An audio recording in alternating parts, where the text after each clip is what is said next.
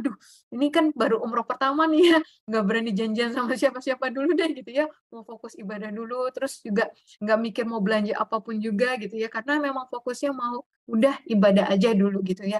Terus ada ketakutan tersendiri juga karena dengar-dengar cerita orang-orang yang ke tanah suci kan, apa apa yang kesalahan-kesalahan kita gitu ya, katanya dibilang di sini gitu, nanti di sana tuh kayak dibacain lah tanda kutip gitu ya, terus kita kayak menerima semua konsekuensinya di sana gitu kan, kayak mikir, "Duh dosaku banyak banget nih pasti," gitu kan, "nanti bakalan ngalamin apa ya aku di sana," gitu kan, itu ada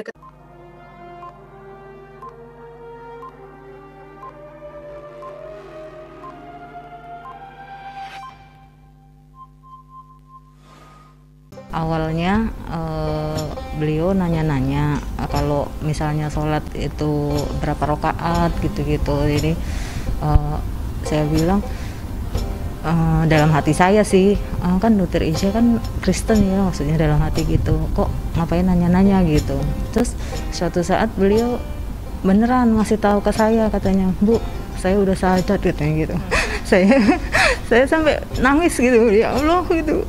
Asyhadu Asyhadu alla alla ilaha ilaha illallah illallah wa asyhadu wa asyhadu anna anna Muhammadan Muhammadan Rasulullah. Rasulullah.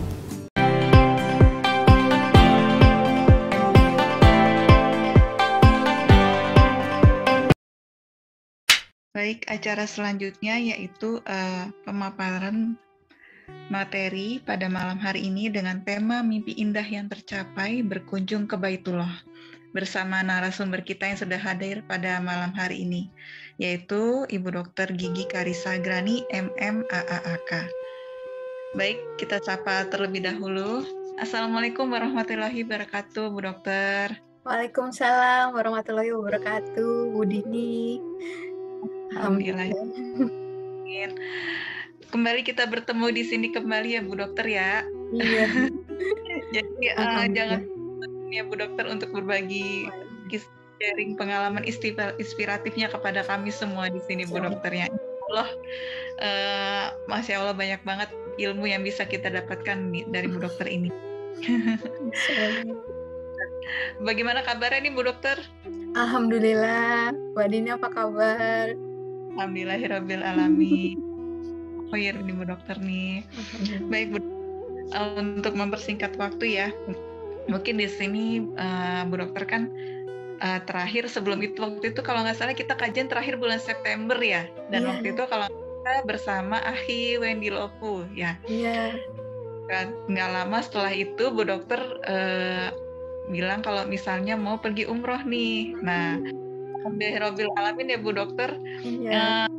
Tercapai sudah, dan mungkin di sini bisa berbagi sharing kepada kami nih Bu Dokter soal bagaimana perjalanan untuk bisa sampai ke Baitullah dan pengalamannya selama di Baitullah. Mungkin Bu Dokter ini bisa berbagi kisah inspiratifnya kepada kami. Ya, kami silakan tafadholi Bu Dokter. Ya, terima kasih. Bismillahirrahmanirrahim. Assalamualaikum warahmatullahi wabarakatuh. Izin menyapa sekali lagi rekan-rekan dari tim Hore, juga yang lainnya di sini. Saya lihat juga ada Bu Sulastri ya, ini yang selalu support nih, Bu Lina Karliana juga ya, sering ikut gitu ya bersama gitu. Alhamdulillah. Sholawat serta salam saya sampaikan kepada Rasulullah ya, yang sangat kita cintai dan selalu kita rindukan syafaatnya gitu di hari kiamat, bahkan dari hari ini gitu ya. Sebelumnya itu mungkin kalau ada yang udah pernah dengar, saya itu pertama kali itu nih ada saksi hidupnya nih di sini. Insya Allah tadi saya ngelihat ada Bu Sulastri ya, itu sebenarnya netizen ya. Bu Asti Razak nih, kalau mudah-mudahan ini beliau benar ya. Beliau pernah DM saya gitu ya, karena sudah agak akrab dari DM itu, sempat ngobrol, Bu Dokter belum dapat undangan ke Tanah Suci. Biasanya kalau mualaf, artis-artis suka dapat undangan ke sana gitu ya. Waktu itu saya menjawabnya itu belum diundang Allah, nunggu undangan dari Allah. Waktu itu saya ingat betul saya jawab begitu. Nah, itu mungkin tahun berapa ya Ibu Swastiastu pertama kali DM saya seperti itu. Nggak lama, 2 hari kemudian itu ada salah seorang itu yang mau memberangkatkan saya umroh gitu ya. Itu saya kaget banget sih.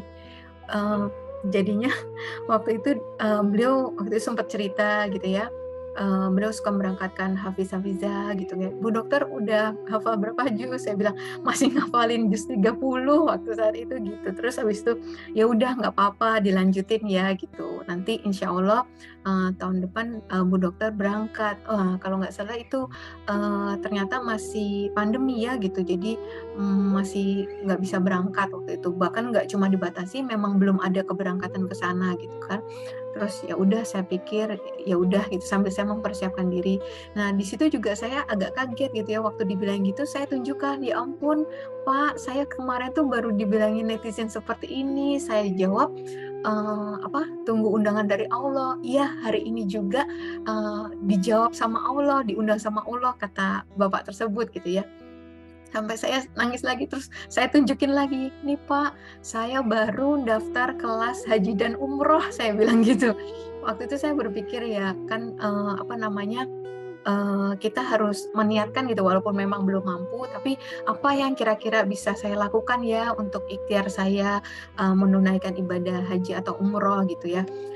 Kalau haji itu kan harus nyiapin untuk nomor antrean tuh 25 juta gitu-gitu. Posisinya belum ada uangnya juga kan untuk nyetorin itu 25 juta gitu. Jadinya waktu itu apa yang bisa saya lakukan ya gitu ya, yang nggak pakai keluar uang apa ya, oh iya itu tadi salah satunya, ayo udah saya ikut dulu aja deh kelas haji dan umroh, dan itu pun gratis gitu ya. Nah jadi saya, nih Pak, lihat Pak, saya baru daftar kelas haji dan umroh, fikih haji dan umroh, kelasnya aja baru mulai mungkin 2 mingguan lagi gitu ya.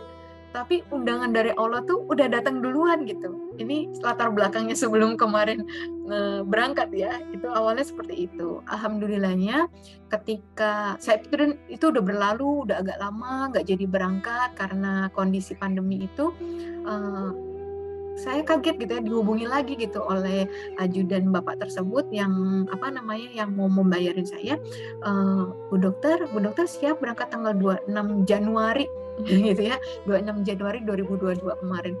Terus saya izin dulu ya di kantor karena kan harus ngajukan izin cuti gitu kan. Dan ternyata waktu itu diproses karena cutinya harus sampai gubernur ya kalau ke luar negeri kan. Nah, sepanjang proses itu saya sering ngecek gitu ya, gimana yang di kepegawaian, bisa nggak? Bisa, nanti juga bisa pakai surat izin sementara dulu gitu ya, karena memang biasanya butuh waktu agak lama gitu dan sebagainya untuk sampai keluar izin, tapi insya Allah boleh lah kalau namanya ibadah kan ya gitu. Jadi saya tenang gitu, udah persiapkan semua, beli barang, istilahnya sampai cuma tinggal resleting koper ya, karena barang-barang udah ready, semua segala macam. Tiba-tiba saya mau ngambil surat izin sementara tadi ya, surat izin cuti sementara, ternyata dikabarin oleh kepegawaian nggak ditanda tangan gitu ya. Istilahnya berarti ya nggak disetujui gitu ya. Itu sebenarnya agak sedih, agak down banget sebenarnya, tapi berusaha nggak keluarkan kata-kata atau apa segala yang buruk gitu ya, berusaha ridho gitu dengan apapun yang terjadi gitu ya. Sempat udah mau ya udah deh kalau nggak boleh gitu ya gitu. Cuman ternyata sekeliling saya itu yang memperjuangkan gitu ya, yang atasan saya langsung memperjuangkan, atasan di atasnya lagi memperjuangkan, terus teman-teman juga gitu ya, malah mereka yang kayaknya kecewa, heboh gitu ya, aduh kok nggak bisa berangkat ini, tapi saya berusaha jaga hati betul gitu. Waktu itu sholat ya udah cuman ngadunya sama Allah gitu ya, ya Allah kalau emang nggak boleh ya udah aku ikhlas gitu. Mungkin ini bukan waktu yang terbaik menurut Allah, mungkin aku masih banyak yang harus disiapkan, dipelajarin gitu, mungkin masih banyak dosa yang harus aku bereskan gitu dan sebagainya. Nah terus abis itu sudah berlalu, saya minta maaf banget. Yang nggak enak sih, lebih nggak enak itu karena tadi ya uang yang memberangkatkan itu hangus karena kan udah H-1, udah nggak bisa dialihkan ke siapapun gitu. Jadi sekitar 35 juta karena masih harus ada karantina di sini dan karantina di sana, itu totalnya sampai 35 juta. Nah itu saya sampai bilang, Pak saya cicil ya Pak, saya kembalikan gitu ya, sampai saking nggak enaknya gitu kan. Tapi beliau itu bilang jangan Bu Dokter gitu kan ya, insya Allah nanti Bu Dokter nanti diberangkatkan lagi gitu kan, ada jalan lah gitu ya, nggak apa-apa Bu Dokter gitu ya. Saya lebih sungkan itu aja sih. Sudah berlalu di situ saya ya udah berpikirnya untuk tadi mempersiapkan diri lebih baik lagi, belajar lagi, banyak sholat, taubat, istighfar gitu ya. Selain belajar itu gitu, terus banyak sering ngelihat materi-materi tentang haji dan umroh gitu kan. Terus katanya kan kita ngelihat Ka'bah aja udah pahala gitu ya, sering-sering lihat siaran yang langsung dari Mekah, Madinah gitu. Nah sampai akhirnya sekitar bulan Agustus itu saya kadrol tuh dalam satu mobil dengan dua bos di atas saya gitu ya. Nah itu ngobrol-ngobrol gitu, beliau baru tahu saya mualaf gitu karena ini bos baru gitu ya. Terus waktu itu sempat bilang gitu ya ke saya gitu ya, bilang ke bos saya juga yang di atas saya langsung, nggak bilang-bilang nih ke Dokter Karissa mualaf, beliau bilang begitu. Terus nanti kabarin ya gitu, kalau ada butuh apa-apa kata beliau. Terus saya bilang alhamdulillah Bu sudah kondusif, saya bilang gitu. Nah atasan saya langsung saya sempat ngomong nyeletuk gitu ya, bilang ini Bu kemarin nggak jadi umroh gitu kan. Nah terus iya nggak apa-apa Bu belum waktunya, saya bilang gitu. Nah ternyata besok paginya itu saya dipanggil ke ruangan beliau gitu, sampai beliau malah saya pikir aduh saya salah apa lagi ya gitu, sempat gitu. Terus tapi beliau malah bilang Dokter Karissa saya minta maaf ya. Loh kok beliau yang minta maaf? Saya mohon maaf ya gitu, saya ceritakan kisah Dokter Karissa ke ibu saya gitu kan. Terus beliau bilang karena beliau sudah sepuh, mau berangkat haji nggak jadi-jadi, yang sakit, yang kemarin pandemi gitu ya, beliau bilang mau berangkatkan Dokter Karissa gitu. Mudah-mudahan ketika memberangkatkan Dokter Karissa beliau dipermudah naik haji.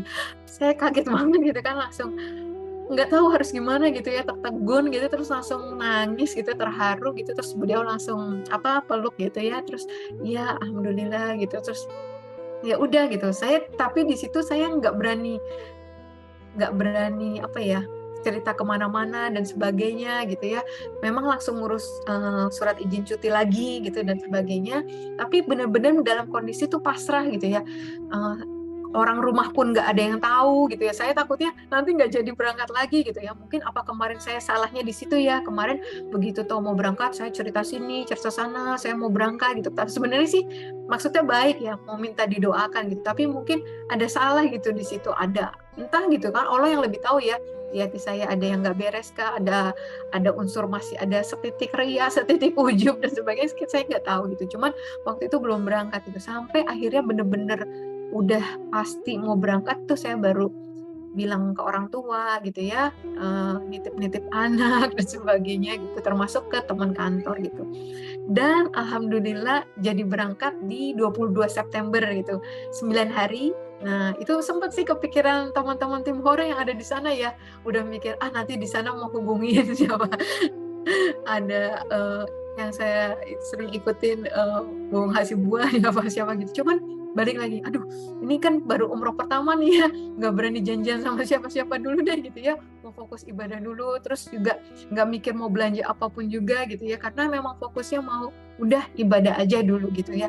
Terus ada ketakutan tersendiri juga karena dengar-dengar cerita orang-orang yang ke tanah suci kan, apa yang kesalahan-kesalahan kita gitu ya, katanya dibilang di sini gitu, nanti di sana tuh kayak dibacain lah tanda kutip gitu ya, terus kita kayak menerima semua konsekuensinya di sana gitu kan, kayak mikir dosaku banyak banget nih pasti gitu kan, nanti bakalan ngalamin apa ya aku di sana gitu kan. Itu ada ketakutan sendiri. Jadi mulai dari hari saya dibilang akan diberangkatkan umroh itu sampai hari saya berangkat itu benar-benar dijaga betul ya. Tadi banyak istighfar dan sebagainya, sampai di airport ya sebelum berangkat itu pokoknya niat dijaga terus ya. istighfar sih yang paling gampang, itu selalu dilakukan, terus sambil banyakin baca-baca tadi buku-bukunya untuk fikih-fikih di sana, pengen dapat gitu semuanya gitu yang bisa, karena kan ini suatu yang kesempatan langka gitu buat saya gitu, nggak tahu bisa ke sana lagi atau enggak gitu. Alhamdulillah saya berangkat ke sana itu pas di hari Jumat, dan pertama kali itu tibanya di Mekah dulu. Nah, waktu itu tibanya itu dini hari, jadi sebelum subuh ya. Nah, waktu tiba di sana tuh cuma nurunin barang di hotel, lalu langsung dibawa masuk ke mana? Langsung ke Mekah itu ya. Ke Ka'bah itu, dibawa ke Ka'bah. Ya betul, tadi ada masuk betul, itu waktu Allah ternyata, karena saya baru sadarin sih ternyata waktu September itu kan semuanya sudah dibuka ya, sudah bisa cium Ka'bah dan sebagainya, sedangkan di Januari itu masih dibatasin ya, ada penghalang kita dengan Ka'bah gitu. Jadi Masya Allah gitu ya, baru terjawab di situ memang betul bahwa itu waktu terbaik gitu ya, sampai nggak ada larangan apapun lah di situ ya kemarin itu. Nah, terus waktu tiba di sana itu saya pikir kayak Jumat di sini lah ya, ramenya pas lagi sholat Jumatan gitu. Ternyata di sana dari malam Kamisnya itu mungkinnya juga udah rame, subuh juga udah rame banget. Jadi waktu kami tiba di sana dengan excited, dengan semangat banget kan, wah mau lihat Ka'bah nih gini. Ternyata pas kita masuk tuh udah langsung sama askar-askarnya itu nggak boleh masuk, nggak boleh turun ke bawah. Saya tuh sempat masuk itu kan udah ngafalin ya, udah dari berihramnya di pesawat, kemudian menuju dari hotel ke Mekah itu kan udah labbaik Allahumma labbaik, itu udah sambil udah terharu dan nangis gitu ya, udah ya Allah nyampe juga ke sini gitu ya Allah kok dari miliaran orang di dunia alhamdulillah ya saya bisa nyampe ke sini gitu, Allah bisa panggil saya balik gitu ya, kayak pulang gitu, kayak pulang ke rumah gitu ya, kayak mudik gitu kan, kayak seolah-olah seperti itu gitu rasanya. Nah itu udah seneng banget gitu kan. Terus saya nggak ngerti posisi Ka'bah tuh sebenarnya dari yang lantai jalanan itu ternyata kita turun eskalator ke bawah gitu ya. Bayangan saya tuh sejajar gitu. Jadi saya lihat kok nggak kelihatan Ka'bahnya di mana gitu ya. Aduh ini apa? Tadi karena ketakutan nih, apa ini dosa ya, jadi nggak kelihatan Ka'bah gitu.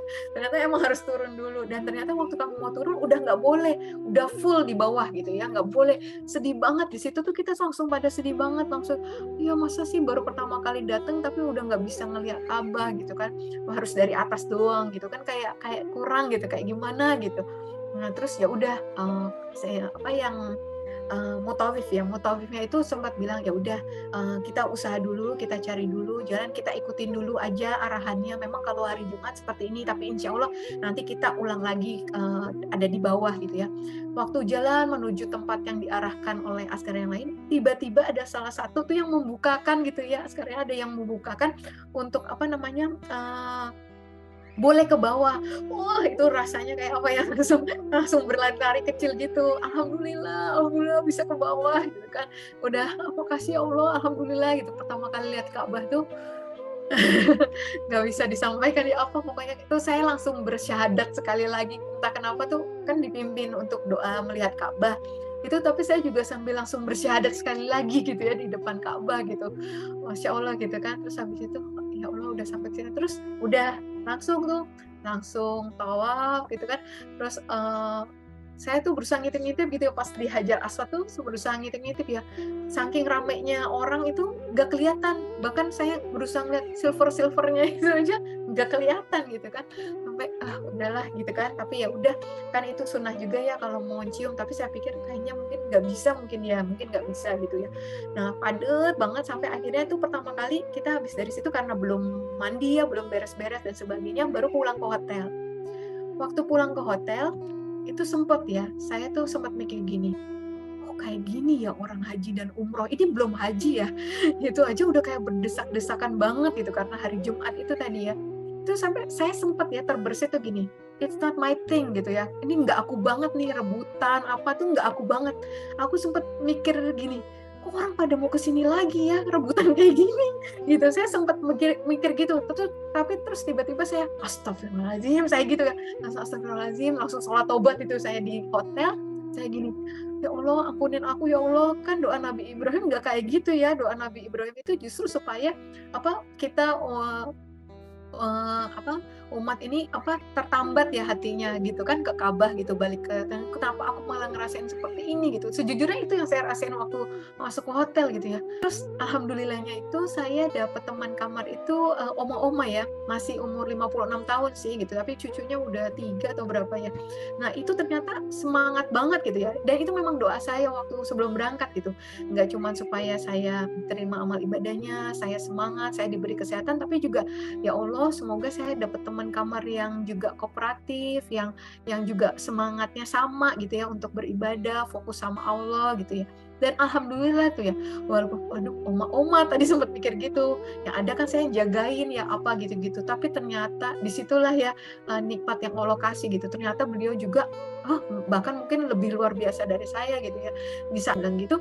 Itu beliau tuh yang kayak udah tekad bulat banget gitu, yang enggak bergeming gitu tetap. Dan alhamdulillah kita bisa dapat masuk ke dalam gitu kan, walaupun yang waktu ke Hijr Ismail pertama kali itu enggak ada ruangan sama sekali untuk sholat 2 rakaat. Jadi udah oma kita berdiri aja, tapi kita nyebutin bacaan sholat 2 rakaat gitu sambil berdoa sampai diusir gitu baru keluar gitu kan. Itu pertama kali itu. Kemudian di sana kan 4 hari ya. Malam pertama tuh kita minta, besoknya itu saya minta dibangunin jam 3 gitu. Saya pikir jam 3 itu sepi, ternyata nggak pernah ada sepi ya di sana gitu. Terus besoknya lagi saya minta Allah bangunin jam 2, bener jam 2 dibangunin. Terus hari terakhir saya minta dibangunin jam 1 dan bener dibangunin jam 1 gitu. Makin maju terus ternyata memang, tapi nggak pernah sepi kan gitu. Nah, di malam terakhir itu sebelum besok kami berangkat ke Madinah, saya tuh sempat terpencar sama oma ini ya, tempat terpencar sejak habis dari di sholat di Hijr Ismail. Biasanya saya selalu sama oma itu kan, karena khawatir oma nggak bisa balik lagi ke hotel gitu. Tapi kita udah memang pernah janjian kalau kita berpisah kita ketemu di dekat yang Pancoran Emas ya oma gitu. Nah ini saya tungguin sampai teman-teman yang lain udah balik ke hotel. Udah nggak apa-apa, nanti paling oma bisa kok nyampe ke hotel. Enggak, takut oma nggak bisa pulang, saya bilang. Saya di pinggir tuh sambil nangis, ya Allah lindungin oma, ya Allah jangan sampai keinjek-injek. Saya mikir gitu kan ya. Ya tiba-tiba oma tuh keluar dari kerumunan itu tuh dengan gagah banget gitu kan. Terus, oma nggak apa-apa, saya bilang gitu. Ternyata oma bilang, Ica, alhamdulillah. Ica kemana sih tadi oma cariin katanya. Oma tuh merepet di pinggirnya Ka'bah itu. Jadi oma bisa cium rukun Yamani, oma bisa pegang Hajar Aswad.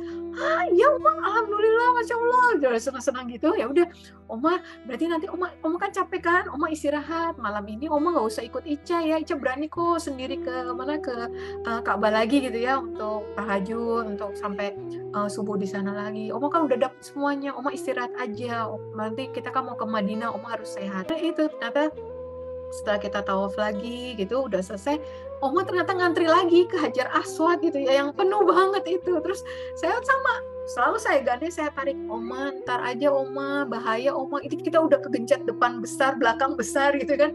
Terus sempat akhirnya tuh benar-benar saya udah di pinggir dinding Ka'bah, udah bisa pegang, udah bisa cium, tapi ternyata saya baru tahu juga pinggir Ka'bah tuh ada miring gitu ya, ada marmer miringnya itu ternyata yang katanya supaya kalau orang kegenjat juga masih ada udara.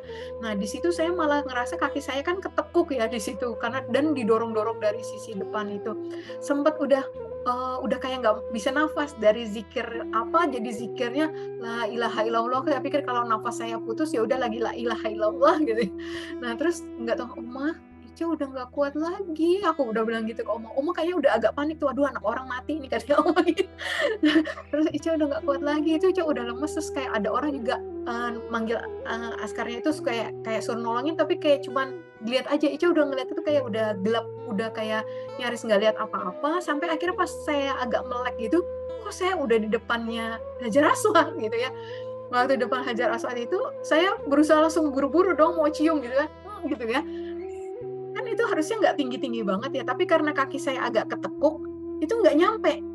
Saya astagfirullahaladzim, saya dosa apa nih udah di depan Hajar Aswad kok nggak bisa cium gitu kan. Astagfirullahaladzim, saya begitu terus habis itu saya coba lagi, kedua kalinya lompat lagi, nggak kena lagi gitu ya. Kudus, saya udah ngelihat, oh warnanya ternyata nggak batu hitam tuh, nggak hitam ya, agak coklat kemerahan, merah bata gitu kan, sampai udah ngelihat gitu ya. Saya bukan apa-apa sih untuk kenapa pengen banget sih nyium hajar aswad, nggak gitu, cuma kayak insya Allah kalau saya udah pernah ngeliat batu surga ini, saya nanti pulangnya nggak salah alamat gitu ya, balik ke surga lagi gitu. Cuma pikirnya itu doang gitu, nggak ada niatan apapun gitu. Terus udah yang ketiga kalinya nggak tahu gimana, tiba-tiba saya pas nyoba sekali lagi itu langsung masuk gitu, satu muka tuh masuk ke hajar aswad itu gitu. Terus alhamdulillah gitu kan. Terus nggak lama Oma juga ternyata sempat nyium gitu, sempat nyium sedikit gitu, tapi kata Oma udah nyium, kalau yang sebelumnya kan beliau hanya pegang. Keluarnya lagi bingung, keluarnya lagi gimana ini ya, itu ciput saya ini dalam nih sampai hilang. Ini nggak kebuka tapi ciput dalamnya tuh hilang, nggak tahu gimana itu bisa terjadi gitu. Sampai udah mau keluarnya itu tiba-tiba itu bahkan Oma itu kelepas, Ica tas Oma hilang kata gitu. Aduh, sementara saya udah kayak ditarik sama orang gitu, ada 2 orang Indonesia kayak bapak-bapak tuh narik saya keluar, saya nggak berani ngelihat itu siapa karena ciput saya juga lagi hilang, jadi saya fokus begini gitu kan. Terus makasih saya cuma begitu doang, tapi Oma udah nggak ada. Aduh, Oma gimana ya gitu. Oma tuh kayak terbenam kerumunan gitu kan, karena beliau jongkok mau nyari tas gitu. Saya di pinggir, ya Allah lindungi Oma jangan keinjek-injek, sama mikir gitu lagi. Dan ternyata Oma juga keluar dengan yang sama seperti semalam, dengan gagahnya keluar gitu kan. Ica ada gitu. Oma nggak apa-apa, saya bilang gitu. Enggak, waktu Oma jongkok malah kayak kerumunan itu kayak buka gitu, kayak terbuka kayak laut merah dibelah kata si Om. Kayak gitu. So, oh iya Masya Allah. Terus udah kita tuh kayak istirahat gitu ya, minggir gitu kan, terus ke mana minum air zam-zam gitu ya. Terus alhamdulillah ya Oma ya gitu, di hari terakhir kita di Mekah Allah izinin kita nyium hajar aswad, semuanya udah kita sunah-sunahnya bisa kita lakuin, bisa ngerasanya udah ngejos banget lah, optimal banget lah waktu saat itu ya. Sebenarnya sih mau mensyukuri nikmat Allah gitu ya, mau alhamdulillah gitu. Tapi mungkin di situ Allah ngelihat juga gitu, nanti kalau saya seperti itu mungkin saya jadi berpuas diri dan sebagainya, terus nanti jadi nggak semangat lagi gitu ya kembali ke Baitullah. Saya nengok sebelah kiri gitu ya, waktu ke sebelah kiri ada ibu-ibu yang lebih tua lagi dari si Oma, dari Medan. Saya ngobrol-ngobrol, Ibu udah berapa hari di sini? Saya baru datang, saya Madinah dulu. Oh gitu, baru datang hari ini. Ibu udah ngapain aja? Saya nanya. Saya udah cium hajar aswad 4 kali. Saya langsung nengok Oma gitu ya. Ya saya pikir, saya yang penting saya udah pernah nyium hajar aswad. Nanti kalau kesini-sini lagi mungkin saya nggak berusaha nyium lagi deh. Karena tadi kayak udah berbahaya banget, udah beresiko banget gitu ya. Kayak udah menzolimi diri sendiri gitu rasanya gitu kan. Kayaknya enggak deh, tiba-tiba Allah pertemukan dengan orang yang lebih tua, baru hari itu datang tapi udah nyium hajar aswad 4 kali, itu kayak rasanya gimana gitu, kayak astagfirullahaladzim gitu, aku nggak ada apa-apanya gitu kan. Belum lagi saya tanya lagi, Ibu tinggal di mana, hotel di mana? Enggak, saya di sini aja. Jadi beliau iktikaf di situ gitu ya. Ibu nggak lapar? Saya bilang enggak, alhamdulillah ada yang ngasih kurma, saya minum air zam-zam gitu, saya nggak kelaparan. Masya Allah gitu kan, sampai saya ya disitulah saya ngerasa di situ, ya Allah ampunin aku ya kalau aku tadi merasanya aku udah maksimal beribadah, padahal sebenarnya banyak yang lebih maksimal dari saya gitu. Sudah berlanjut ke Madinah, di situ nggak kalah lagi ya, yang saya tetap berusaha menjaga niat dan sebagainya gitu ya, dipesenin gitu sama yang berangkatin saya, jangan belanja ya gitu, nanti kalau sekalinya kamu belanja nanti kamu tawafnya di pasar gitu, gitu.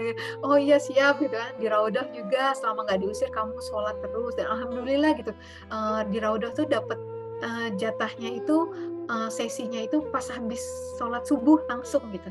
Jam 6-an itu udah bisa masuk. Alhamdulillah walaupun saya ada di tengah-tengah Raudah itu, tapinya harusnya kan banyak dilalu lalang orang gitu ya, nggak bisa sholat lama. Itu saya bisa sholat 12 rakaat ditambah sholat duha.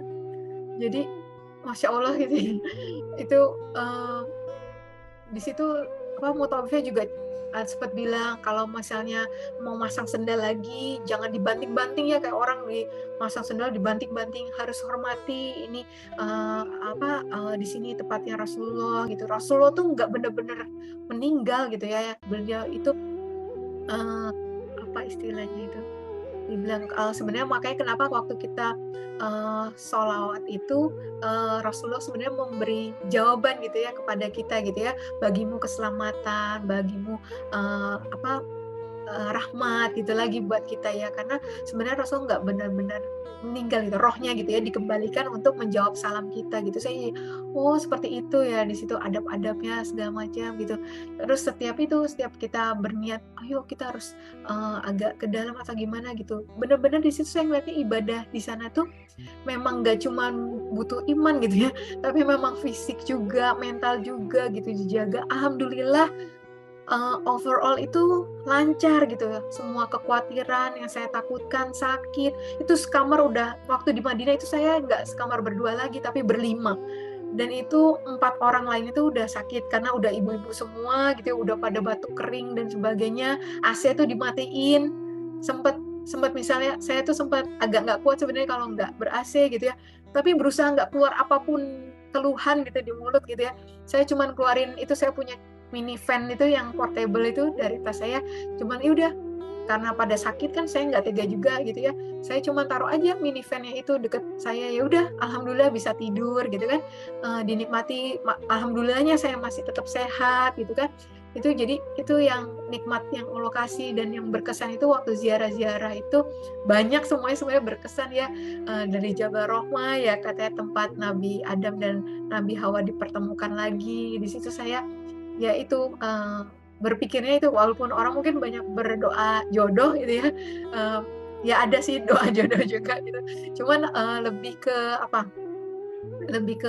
sebenarnya lebih ke kasih sayang Allahnya gitu yang saya mau, jangan sampai meninggalkan saya gitu, rahmat Allah itu selalu ada sama saya. Itu yang pertama yang saya minta waktu itu. Dan waktu di Jabal Uhud juga tuh saya ngelihat kan dibilang itu gunung yang nanti akan ada di surga lagi ya. Itu mungkin orang pada bikin video ngejar-ngejar burung apa segala macam gitu ya. Itu selain juga ke makam itu kan ada di sana itu juga saya ngelihatnya, aduh makam itu sederhana banget ya untuk para syuhada ini gitu ya, yang udah berjalan, Allah demikian hebat, pengorbanannya luar biasa gitu ya, cuman makamnya sesederhana ini gitu lah. Siapa kita kalau makamnya kita tuh berindah-indah gitu ya gitu. Nah terus kemudian itu saya yang waktu nungguin yang lain masih pada foto video, saya cuman sendiri itu memandangin Jabal Uhud gitu ya. Insya Allah gitu ya, saya waktu nanti meninggal saya bisa ngelihat gunung ini lagi gitu ya.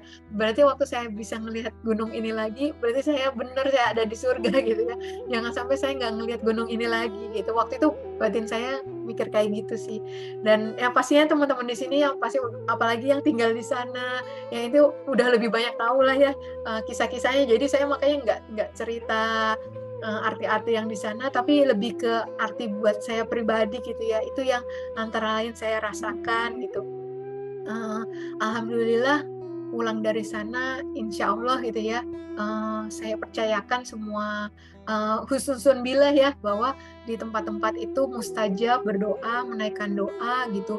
Dan yang saya pegang adalah ketika di sana saya begitu menjaga lisan, begitu menjaga hati, begitu menjaga pikiran, ya insya Allah waktu kembali ke Indonesia juga hal yang sama juga gitu ya kita lakukan dalam kehidupan kita sehari-hari gitu. Bukan cuma waktu di sana aja gitu ya, kita merasa diawasi oleh Allah, kita merasa takut ya kalau tiba-tiba diazab langsung gitu ya. Nah tapi ya itu dibawa, semangat itu dibawa sampai ke Indonesia gitu. Dan alhamdulillah gitu, hal yang nggak saya kira gitu, saya nggak pernah bilang saya itu siapa dan apa. Di rombongan itu juga mungkin banyak yang nggak menyadari saya itu mualaf dan sebagainya. Nah tiba-tiba udah balik ke Indonesia beberapa hari, baru saya dihubungi pihak travel gitu ya. Bu dokter tuh yang mualaf itu gitu katanya. Dan dipanggil ke kantornya, malah alhamdulillah gitu ya, sempat ngobrol sama pemiliknya. direncanakan dibuatkan paket umroh ke Dubai insya Allah bulan Maret besok gitu ya. Nggak tahu ya kuotanya terpenuhi atau enggak, tapi ya alhamdulillah ya, kalau menurut saya benar kalau dibilang umroh dan haji itu kesannya kayak mungkin kita kayak jihad ya, terutama kita ibu-ibu gitu, istri dan sebagainya. Nah tapi ya di situ percaya gitu ya, mungkin ada yang kalau saya kebetulan dibayarin ya, kalau yang sampai nabung sekian lama gitu ya, mengorbankan banyak hal gitu untuk berangkat ke sana, insya Allah gitu ya, rezeki dari Allah itu akan datang, mungkin nggak dalam bentuk uang gitu ya, tapi dalam bentuk hal lain, itu saya yakin gitu, karena itu yang terjadi sama saya gitu, yang saya pikir mungkin saya nggak seberapa dibandingkan teman-teman saya yang lain, itu saya sampai terharu gitu ya, yang pekerjaannya penjaga warteg, ada jualan di pasar dan sebagainya gitu ya. Saya dokter gigi loh, nggak punya tabungan buat naik umroh dan haji gitu ya. Kayak kepukul banget gitu ya, gitu. Berarti bukan soal mampu gitu ya, tapi siapa yang berniat dan dimampukan Allah, diundang Allah itu benar-benar iya gitu, nyata adanya gitu ya. Mungkin banyak hari ini penghasilannya lebih banyak dari mereka, tapi belum sampai ke sana gitu, sedangkan mereka begitu gitu, yang saya terharu itu. Dan alhamdulillah tadi ya, mungkin banyak juga gitu doa-doa saya di sana belum tampaknya terjawab gitu, tapi alhamdulillah gitu, selalu berusaha husnuzon billah gitu, Allah akan jawab tepat pada waktunya gitu ya, pada waktunya Allah gitu ya. Allah selalu jawab sih, cuma maksudnya kita melihatnya itu di waktu yang paling pas lah menurut Allah gitu sih. Itu antara lain pengalaman saya. Khawatir kepanjangan nih Mbak Dini, nanti mungkin kalau lain waktu bisa disambung lagi, kira-kira seperti itu. Kalau ada mau dikoreksi juga silakan ya, wallahu a'lam bishawab.